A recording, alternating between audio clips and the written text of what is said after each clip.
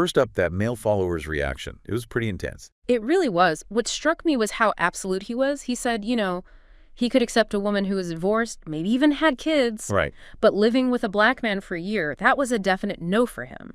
And he specifically said it wasn't about money. Yeah, the wealth didn't matter. So his reason, or maybe his inability to accept it, it brings up this central question, doesn't it? Mm-hmm.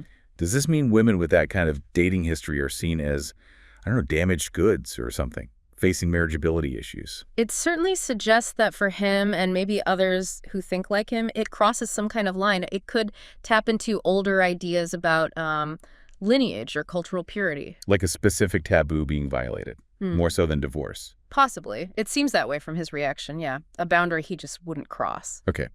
The video then sort of zooms out a bit, talks about general observations, this perception that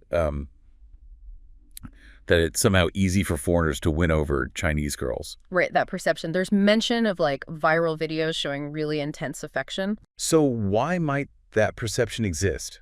Is it just about, individual chemistry or something more? Well, the video questions that, right? Is it just charm, or are there bigger cultural things happening? It contrasts the approach, for example. How so? Well, the directness some foreign men might show compliments, asking someone out quickly, versus maybe a more reserved approach some Chinese men might take initially. So like different dating scripts almost. Kind of. And the video mentions this idea of a Hollywood vibe. Ah, yeah, that freedom thing. Exactly. That this different, maybe more exotic approach feels exciting or liberating to some women, compared to what they're used to, perhaps. Interesting.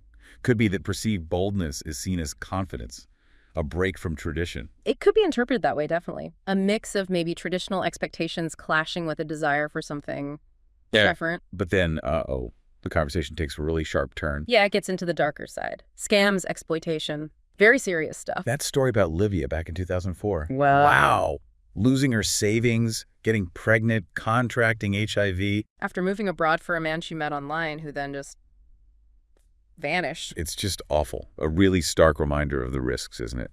Especially with online meetings, potential power imbalances. Huge potential for harm, emotional and financial. And it's not just isolated cases, sadly. Because then it mentions guys bragging online. Yeah. Seducing Chinese women like a game, a conquest. That's disturbing. And then the Maynard scandal in Chengdu. Unbelievable. What? Targeting, over 1,200 women?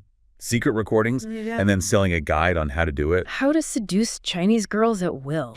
Just predatory, pure objectification.